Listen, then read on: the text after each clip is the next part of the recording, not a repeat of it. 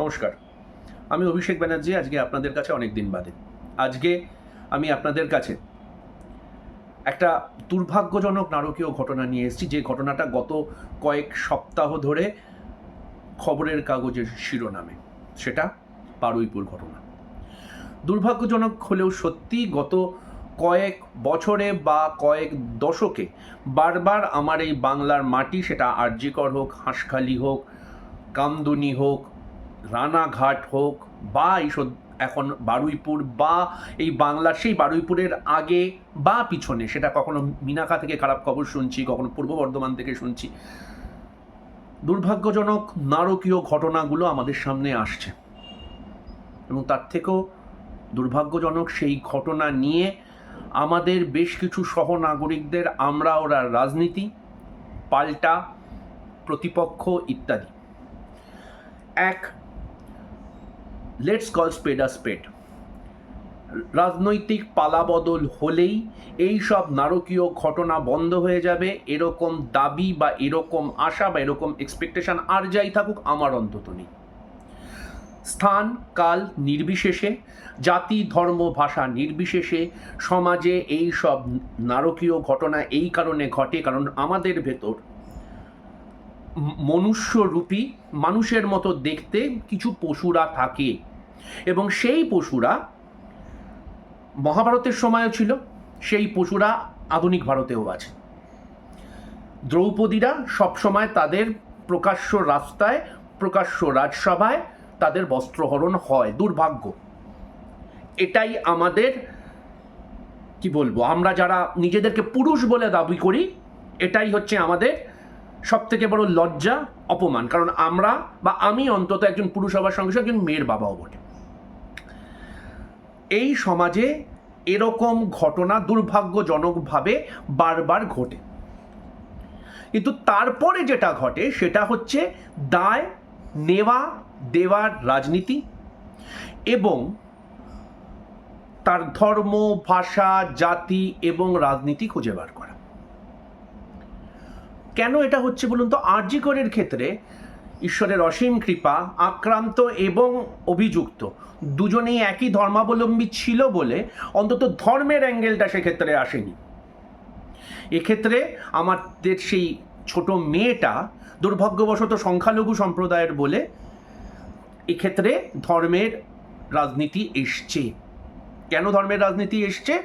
কারণ যে অভিযুক্ত, সেই অভিযুক্তর সঙ্গে নাকি বর্তমান শাসক দলের কোথাও না কোথাও যোগাযোগ আছে। জানি না আসল ঘটনা কি, এবং সেই জানি না বলেই, আমার সেই যোগ্যতা নেই বলেই আমি পুলিশ নই, আমি তদন্তকারী সংস্থা নই। কিন্তু আমি অবাক হয়ে গেলাম তদন্তকারী সংস্থার ভূমিকা নিয়ে। একজন অভিযুক্ত ধরা পড়েছিল, তাকে কোমরে দড়ি দিয়ে নিয়ে আসা হলো। বারবার হাইকোর্ট অন্যান্য ক্ষেত্রে বলেছে যে কোমরে দড়ি দিয়ে প্রকাশ্য দিবালোকে কোনো অভিযুক্তকে নিয়ে আসা উচিত নয়। অন্য প্রেক্ষিতে বলেছে, তৃণমূল অভিযুক্ত চোরেদের ক্ষেত্রে বলেছে। অভিযুক্ত, আসামি, দোষী যাই হোক না কেন, তার যা যা আইনগত সাজা প্রাপ্য তাকে দিতে হবে। হ্যাঁ, আইনগত সাজা। আইনগত সাজা কখনো এনকাউন্টার হতে পারে না। আবার বলছি, যে ঘটনাটা ঘটেছে অত্যন্ত নারকীয়। আপনাদের নির্ভয়া কাণ্ড মনে আছে? ইউপিএ সরকারের শেষ সময় দিল্লিতে সেই দুর্ঘটনা ঘটল, সারা ভারতবর্ষ উত্তাল হয়ে গেল। মাত্র কয়েক দিনের ভেতর অভিযুক্তরা ধরা পড়েছিল। না, যে ভিকটিম, যে আক্রান্ত, আমাদের সেই নির্ভয়া নামক বোনটি, তার মাকে এমএলএ পদের জন্য দাঁড়াতে হয়নি, সিবিআই এর দাবি করতে হয়নি। আমার এই আইন, আমার ভারতবর্ষের তদানীন, তখন বিএনএস ছিল না, তখন সিআরপিসি ছিল, আইপিসি ছিল, সেই ধারা অনুযায়ী 6 জন অভিযুক্তের 6 জন ধরা পড়ে। তার ভেতর 4 জনের ফাঁসি হয়, মানে 4 জনের মৃত্যুদণ্ড হয়। একজন তিহারে থাকাকালীন আত্মহত্যা করে বলে অভিযুক্ত, এবং একজন যে সেই সময় নাবালক ছিল, ভারতবর্ষের জুভেনাইল অ্যাক্ট অনুযায়ী তাকে রিফর্ম হোমে পাঠানো হয়, এবং পরবর্তীকালে সে আইন অনুযায়ী অন্য পরিচয় নিয়ে সমাজে মিশে গেছে। আমার ভারতবর্ষটা না তালিবান নয়। সেই সময় আমরা কংগ্রেসের সরকারে ছিলাম, কংগ্রেস সরকার থেকে চলে গেছে, কিন্তু বিশ্বাস করুন, একটু ভেবে দেখুন, সেই ঘটনা ঘটার পর, সেই দুর্ঘটনা ঘটানোর পর আমরা কেউ টাইম ট্রাভেল করে মেয়েটাকে ফিরিয়ে আনতে পারিনি, এটা যেমন সত্যি, তার পাশাপাশি এটা ইনশিওর করেছিলাম যে সেই 6 জনের যাতে আইনানুগ সাজা হয়। বন্দুক তখনকার দিল্লি পুলিশের কাছেও ছিল, গুলি মারতে তখনও 1 সেকেন্ডই লাগতো, কিন্তু তাতে আইনের শাসনটা প্রতিষ্ঠিত হতো না। যে সরকারই করুক, সেই সরকারে আমাদের উদ্দেশ্যটা কি? আমরা আজকে এই যে ছোটবেলায় আমরা শুনতাম না যে আমাদেরকে সংবিধান মেনে চলতে হবে, আইন মেনে চলতে হবে, আইন কখনো নিজে হাতে তুলে নিতে নেই। কারণ আইন যে মুহূর্তে আমি নিজে হাতে তুলে নিলাম, সেই মুহূর্তে আমিও কিন্তু অপরাধী হয়ে গেলাম। এবং আপনারা এই বারুইপুর কাণ্ডে দেখলেন যে গণপিটুনিতে যে অভিযুক্ত মারা গেছে, সেই যারা গণপিটুনিটা করলো তারাও কিন্তু আইনত অভিযুক্ত, কারণ তারা আইনটা হাতে তুলে নিয়েছিল। আপনার পকেটটাকে যদি আজকে কেউ মারে, আপনি সঙ্গে সঙ্গে অন্য একজনের পকেট মারতে পারেন না, তাহলে আপনি এবং সেই পকেট মার এক হয়ে যান। এই সহজ সাধারণ যুক্তিগুলো আমরা কি হারিয়ে ফেলছি? আমার ভারতবর্ষ কিন্তু তালিবান শাসিত আফগানিস্তান নয়, যেখানে অভিযুক্তকে মাঝ রাস্তায় ফাঁসিতে ঝুলিয়ে দেওয়া হয়। হ্যাঁ, দুর্ভাগ্যবশত গত কয়েকদিন ফেসবুকে বা অন্যান্য সমাজে বা চায়ের থেকে আলোচনা শুনছি, যা হয়েছে বেশ হয়েছে, আফটার অল তো অভিযুক্ত, আফটার অল তো ধর্ষক। আরে ধর্ষক অপরাধী বলেই তার শাস্তি প্রতিবিধান হওয়া প্রয়োজন। তার মৃত্যুদণ্ড নিয়ে আমার আপত্তি নেই, মৃত্যুটা ভবিতব্য বলেই যে কোনো অজুহাতে তাকে মারা যায় না, তাহলে সেটা আইন হলো না, সেটা বেআইনি হয়ে গেল।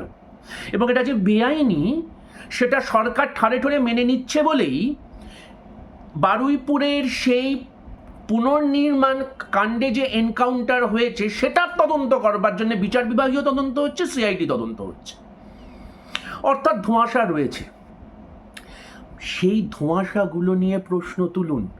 আগের সরকার কোনো প্রশ্ন তুলতে দিত না। আগের সরকার যখনই প্রশ্ন তুলতো তখনই আপনাকে দাগিয়ে দিত, আপনি মাওবাদী, আপনি অন্য কিছু। তারা সবসময় 34 বছরের ভূত দেখাতো। 34 বছরের শাসক হয়তো তার আগের কংগ্রেস আমলের ভূত দেখাতো, কংগ্রেস আমল হয়তো তার আগের ব্রিটিশ আমলের ভূত দেখাতো। আমরা কত আর অতীতের ভূত দেখাবো? বর্তমানের প্রশ্নের উত্তর তো বর্তমান শাসককে দিতে হবে। আর অতীতে যারা অপরাধ করেছে, বর্তমান শাসকের দায় তাদেরকে জেলে ঢোকানো, তাদেরকে ডিম ছোড়া নয়, বা তাদেরকে রাজ্যসভায় পাঠানো নয়। দুটোই এক্সট্রিম। আজকের শাসক আগের শাসনকালে যারা অভিযুক্ত ছিল, যারা চুরি করেছে বা যারা দুর্নীতি করেছে, হয় তাদেরকে ডিম ছুড়ছে, নয় তাদেরকে রাজ্যসভায় পাঠাচ্ছে। আমরা দুটোটাই চাই না। আমরা চাই যে আগের শাসকদের যারা চোর তাদের জেলে ঢোকান, তাদের আইনত সাজা দিন, যাতে আগামী প্রজন্ম শিক্ষা নিতে পারে যে ক্ষমতা কারোর চিরস্থায়ী নয়। কিন্তু আপনারা যেটা করছেন সেটা হচ্ছে ক্ষমতা চিরস্থায়ী যেমন নয়, ক্ষমতা অন্য লোকের হাতে এলে আমরাও সেই জিনিসটা করব এবং আরও খারাপভাবে করব। এটা কখনো বিকল্প হতে পারে না। কংগ্রেসকে নিয়ে একাধিক অভিযোগ আপনারা করতে পারেন, নিঃসন্দেহে করবেন, সেই প্রশ্ন তোলার অধিকার, দায়িত্ব, দায় আপনাদের আছে। কিন্তু বারবার যেটা বলছি, নির্ভয়া কাণ্ড মনে করে দেখুন। যাদের নির্ভয়া কাণ্ড সম্বন্ধে সম্যক ধারণা নেই, নেটফ্লিক্সে দিল্লি ফাইল বা দিল্লি ক্রাইম নামে বোধহয় একটা সিরিজ আছে, দেখুন। সেখানে দেখলে বুঝতে পারবেন আমি যা যা কথা বলছি প্রত্যেক কটা বক্তব্য অক্ষরে অক্ষরে সেখানে স্থাপিত হয়েছে। সেটাই রাষ্ট্রের দায়িত্ব। রাষ্ট্রের দায়িত্ব অপরাধীকে সাজাটা ইনস্ট্যান্ট দেওয়া না। এটা 2 মিনিটের ম্যাগি তৈরি হচ্ছে না। Instant noodles is not a solution. আইনটা প্রয়োজন সেই কারণেই ছিল, না তো জঙ্গলেই থাকতে পারতাম আমরা। গাছ থেকে তো নেমে এসেছিলাম আমরা সভ্য হব বলে। যারা নারকীয় কাজ করছে তাদের আইনানুগ শাস্তি হওয়া উচিত। আইনানুগ শাস্তি যদি মৃত্যুদণ্ড, তাহলে মৃত্যুদণ্ড। কিন্তু আইনানুগ, আইনানুগ শব্দটার মানে হচ্ছে যে আইন অনুযায়ী। নিজের ভেতরের সুপ্ত ফ্রাস্ট্রেশনকে এই সরকার যেহেতু কোনো না কোনো কারণে আপনার পছন্দের দলের সরকার, দয়া করে জাস্টিফাই করবেন না, তাহলে কিন্তু সেই একই সাইকেল, একই পুনরাবৃত্তি, একই ট্র্যাডিশন হবে। এটুকুই বক্তব্য। ভালো থাকবেন, ভালো রাখবেন। কংগ্রেসি হিসেবে নয়, এই সমাজের একজন সাধারণ মানুষ হিসেবে, একজন মেয়ের বাবা হিসেবে এই সমাজটাকে কি আরেকটু ভালো করে দিয়ে যেতে পারি না? যাতে এই অসভ্যতাগুলো, যাতে এই বর্বরতাগুলো রাষ্ট্র করুক বা সাধারণ মানুষ করুক, আমরা একটু কম করতে পারি। ভালো থাকবেন, ভালো রাখবেন। জয় হিন্দ, বন্দে মাতরম, জাতীয় কংগ্রেস জিন্দাবাদ।